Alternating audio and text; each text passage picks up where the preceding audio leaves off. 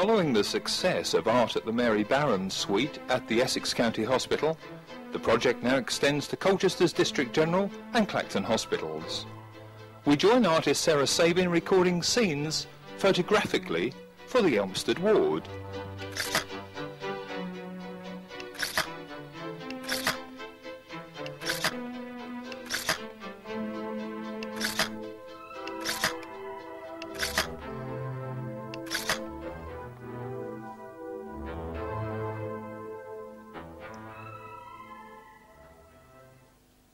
Well, Sarah, we're here at Elmstead.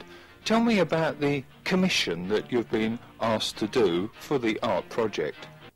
Right, well, initially there was an advertisement for people to apply, artists to apply for several commissions that had been set out by Cat Hap, and I applied for one, and I got accepted, and that was to do an alternative map of Elmstead Market.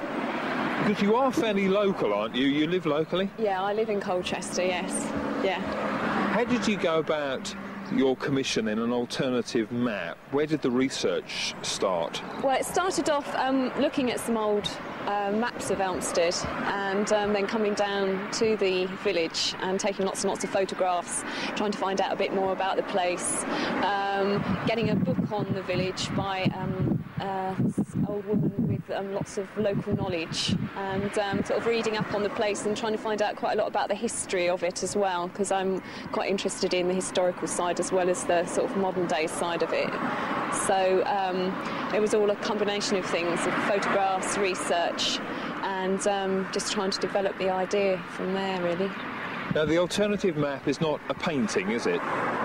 It's made up of paint, collage and mixed media, and that consists of photographs which are transferred on, and paper and various other bits. So it is a painting, but it's a collage and painting more than anything.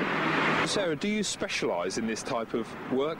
Yeah, that's most of my work is mixed media, and tends to be mainly two-dimensional, using the similar techniques, although the work that I've done for this project is slightly more realistic than what I normally do, sort of more obvious images on it. What other work have you done? What other commissions have there been for you? I've done commissions for the Borough Council and sort of various private commissions here and there. So this is one of the latest, obviously.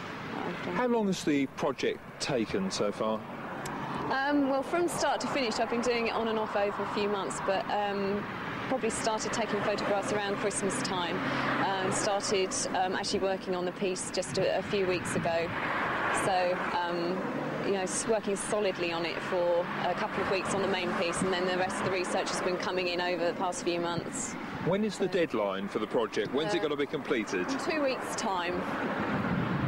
So that's the beginning of June. Now, the process is that you've been taking photocopies and transferring them by special means onto the map, isn't it? Yeah, I take the photographs and then they're photocopied, but using a brown toner, sort of sepia tone colour, and they're then painted with a medium, which is then slapped onto the picture and left to dry. You rub the backing off and it leaves the photograph printed onto the painting, and it's slightly transparent so you can see through to what's underneath. How did you finally decide what to photograph in this long and straggling village? Well, I just walked from one end of the village to the other, basically, and took everything that I could see, and then went round some of the back streets and lanes and what have you, and put it all together. But it was mainly the centre of the village that was the focal point, so that's what I concentrated on. Did you get questioned by any of the locals what you were doing? No. Nobody came and asked me at all, actually. Now, what are you going to do with the map once it's completed? Is it going to be framed, or how is it going to be displayed? Yes, it's going to be framed. It'll be mounted on a board and then framed. It'll be behind glass. And then it'll be mounted onto the wall in the reception area at the Elmstead Unit.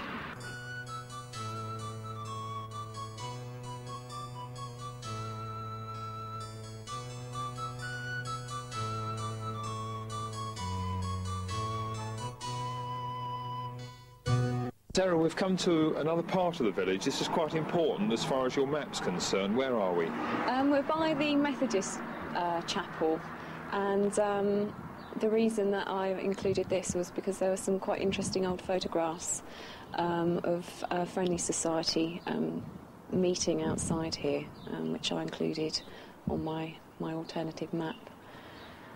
Were there any tradesfolk that were involved in different crafts in the village? Yes, there was a hurdle maker who was based just up the road from here, and actually in the photograph you can see his big stack of wood next to this chapel. There was a wheelwright and smithy down near Facina Vaughan, and various other people based around the village. Certainly a people village, isn't there, as all the old photographs show. What's on them? Well, there's meetings of friendly societies, there's sort of church outings, fetes, activities on the green, and various things like that, basically. And these are all copies of photographs that have come from where? Well, I went to visit Miss Norfolk, who's a sort of local authority on the place, and she kindly let me take some photographs from her own personal album, which I then used on my piece of work. Now, away from the village, I suppose it's just farms and perhaps beating the boundaries. What's all that about? Well, one of the traditions used to be to know your village parish boundary was to walk round with a willow withy and beat your way around the edge of it, and this was what the school children used to do. And the edge of my map is actually based on that, with somebody beating the boundaries of it.